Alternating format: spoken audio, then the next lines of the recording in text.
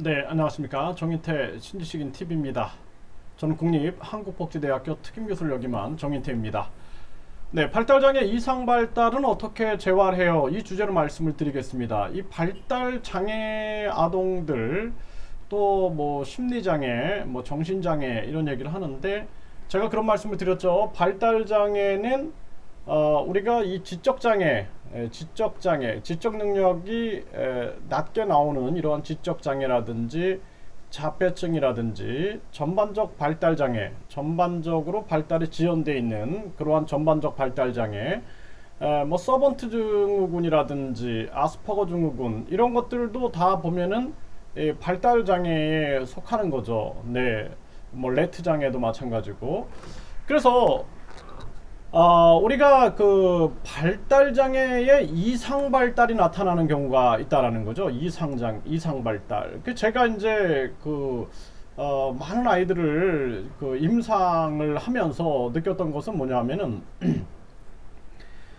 이 많은 어린이들에게 이상한 발달이 나타나고 있다라는 거예요.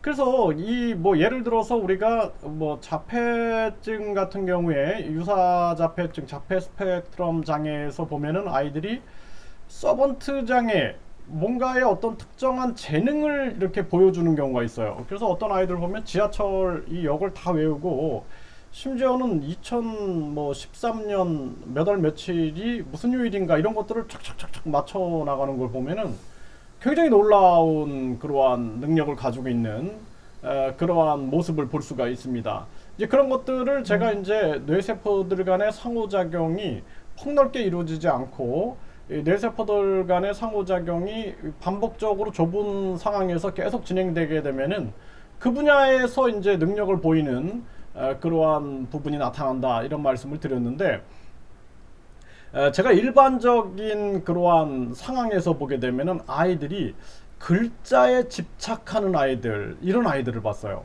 그래서 좀 이상하다. 왜 저 아이들이 글자에 집착을 할까? 또 수에 집착을 하는 거예요. 그래서 우리가 이 발달 재활실에서 임상을 하다 보면은 아이가 사람에게 이 애착이 일어나야 되거든요. 그래서 사람과의 그 라포 형성을 통해서 사람과의 애착이 일어나서 이럴 경우에는 아이가 정상적인 그러한 발달 패턴을 밟아갈 수 있는 가능성이 굉장히 높아요. 그러니까 사람과의 애착이 일어나면서 그러면서 사람과의 상호작용이 확대가 되면서 이제 아이가 발달이 돼 나가는 것인데 그런데 이 아이들이 글자, 숫자에 막 집착을 하는 모습을 보여주는 거예요. 글자, 숫자. 그래서 글자, 숫자에 집착을 하고 또는 카세트가 있으면은 그 음악에 막 집착을 하는 모습들, 또 어떠한 그림이 있으면 그림에 막 집착을 하는 그러한 모습들을 보여주게 되는 거예요. 또 창밖에 뭔가 영상, 뭐 예를 들어서 영상 화면에서 광고하는 광고판이 보인다 그러면 거기에 집착을 하는 거예요. 그래서 이 아이들이 왜 이런 모습이 나타나는가? 그래서 우리가 이거를 이제 MBPA 과학적으로 해석을 해보면은요, 우리가 금방 이해를 할 수가 있어요. 그래서 인간의 이제 제가 계속 설명을 드리고 마인드 정신, B는 브레인 뇌죠, P는 피지컬 신체고 이 정신과 뇌와 신체는 하나로 연결되어서 이렇게 상호작용하고 있다라는 걸 설명을 드렸죠. 그래서 이 M3는 능동적 정신이고 M1은 축적된 정신, M2는 수동적 정신이에요. 인간의 정신. 이 B3는 뇌세포들이 능동적으로 연결되는 것이고 B2는 뇌세포들이 수동적으로 연결되는 겁니다. BN은 뇌세포를 말하는 거예요. 네. 그리고 이제 P1부터 PN까지 신체 각 부위를 말하는 거죠. 이 신체 각 부위가 뇌와 이렇게 연결이 되어 있는 거죠. 뇌와. 그래서 여기서 보면은 인간의 정신에서 뇌까지 가는 거, 그러니까 정신과 뇌까지 가는 활동. A는 액티비티예요, 활동. 이걸 MBA라고 그랬던 거예요. Mind Brain Activity. 그래서 우리가 생각을 한단 말이에요. 혼자 곰곰이 생각할 때 보면은 신체까지 가지 않고 이렇게 MBA 활동을 해요. 정신뇌 활동을 하는 거예요. 그래서 내가 뭐 예를 들어서 시장에 갈까 아니면은 집에 있을까 이거 생각만 하는 건 MBA예요. 그런데 이것이 내가 시장에 가야겠어라고 생각을 하고 이제 다리를 움직여서 신체까지 가는 건 MBPA가 되는 거죠. Mind Brain Physical Activity가 되는 거예요. 그쵸? 네. 그런데 생각 없이 BPA 뭐 우리가 이런 뭐 예를 들어서 끊임없이 인간의 뇌와 신체만의 활동, 이게 정신이 관여하고 있다라는 것을 거의 느끼지 못하고 있는 거예요. 뭐 예를 들어서 뇌와 신체, 심장이라든지 폐라든지 우리가 이렇게 숨을 쉴 때 보면은 내가 꼭 숨을 쉬어야지 하고 이렇게 폐를 움직이는 게 아니라 그냥 이렇게 계속 그냥 생각을 안 해도 뇌와 신체가 이렇게 조절해서 숨을 쉬고 있다라는 거죠. 그렇죠. 이런 건 BPA 활동이라고, 이게 Brain Physical Activity라고 보는 거고, 그 다음에 PBA, 정신까지 안 만들어. 심장에서 쿵쿵쿵쿵 심장이 뛰어도 P, 신체가 P죠, 심장. 그럼 B, 브레인, 뇌. A, 액티비티. 예, 요거는 거의 정신을 만들어내지 않아요. 근데 눈앞에 책이 있다 그러면은 이거는 어때요? 눈을 통하여 뇌에 자극이 와서 그 책이라는 하나의 형상이 우리 정신 속에 들어오게 돼서 우리 정신이 수동적 정신으로 들어온 것을 인식을 하게 되죠. 이거 책이야. 이거는 PBMA다라는 거예요. 이해되시겠죠? 그리고 우리가 생각을 해요. 생각. 예를 들어서 오늘 저녁에 맥주 한잔 해야지 라고 생각을 하는 거예요. 생각을 했더니 그때 뭔가 이렇게 편안한 감정이 느껴지는 거죠. 이렇게. 요거 BMA라 그래요. 또 어머님을 생각하니까 갑자기 가슴이 찡해오는 경험이 있어요. 이런 감정. 이거는 PBMA, 신체로부터 온 자극이 아니라 내 생각으로부터 온 자극이죠. 이걸 BMA라고 하는 거예요. BMA. 이거 제가 MBPA 과학에서 끊임없이 설명을 하고 있는데 용어 설명을 좀 한번 드려본 겁니다. 그래서 여러분들이 이걸 이해하면은 굉장히 쉽게 모든 학문들이 해석이 돼요. 그래서 정신장애, 발달장애 또는 인간의 발달, 또 우리가 교육, 이러한 모든 것들을 쉽게 이해할 수 있는 과학적 체계를 형성한 이론이다, 이렇게 보시면 됩니다. 그러니까 이 원리를 밝혀내기 위해서 그동안 많은 학자들이 노력을 해온 거죠.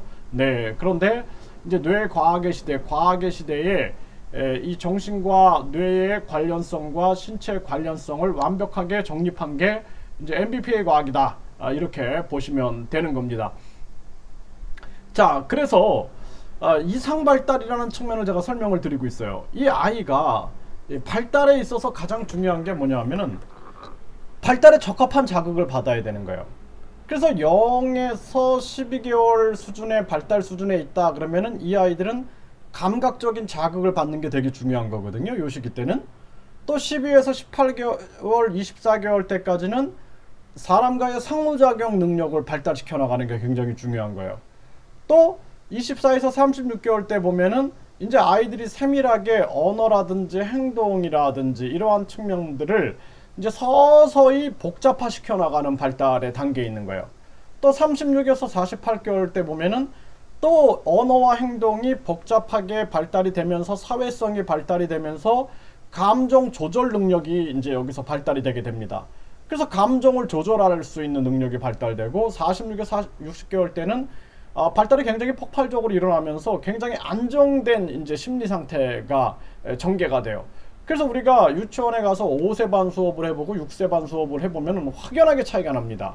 그리고 이제 60에서 72개월 우리가 7살 정도가 되죠. 이 정도 되면은 거의 성인의 그 언어라든지 이러한 성인과의 의사소통에서의 단어의 어려움이 제외하고 일상생활에 거의 모든 상호작용이 가능하게 되죠. 굉장히 놀라운 발달의 변화를 보여주게 되는 거예요. 그래서 6살 이전에 아이들의 인격, 성격, 지능, 도덕적인 자세, 학습 태도 등이 거의 다 결정된다라는 거예요. 굉장히 중요한 발달의 시기인 거예요. 그래서 제가 아이들을 이제 그 두 아이를 성인까지 다 키워봤잖아요. 그리고 뿐만 아니라 제가 유치원부터 어린이집에서 아이들을 많이 가르쳐봤어요. 가르쳐보고 또 초등학교에서 가르쳐보고 또 중등학생들, 청소년들을 이제 또 가르쳐보고 그리고 이제 대학생들 뭐 이렇게 성인들을 가르쳐보고 또 자녀를 성인까지 키워보고 제 삶 속에서 인간의 발달에 대한 고민은 끊임없이 이어졌거든요. 이제 그러다 보니까 인간의 발달 특성을 저는 굉장히 그 감각적으로 인지적으로 습득한 부분들이 굉장히 많이 있습니다. 그래서 이 6살 이전의 아이들이 그 자극을 계속 받았을 때 그 자극이 반응으로 나타나는 경우가 되게 많은 거예요. 그러니까 발달에 적합한 자극을 받아야 되는데, 예를 들어서 발달에 부적합한 자극을 받았어요. 그래서 글자 숫자 뭐 이런 것들을 너무나 일찍 막 교육을 시켰을 경우에는 그러한 아이들의 집착 현상이 나타날 수 있다라는 것을 우리가 부인할 수 없다라는 것이죠. 네, 그래서 그런 이상 발달이 나타나게 된다. 그러면은 그러한 이상 발달은 어떻게 재활해야 하는가, 제가 이어서 계속 강의를 해드리도록 하겠습니다. 궁금한 점은 계속 질문을 남겨주시면은 제가 영상을 이어서 만들어 드릴게요.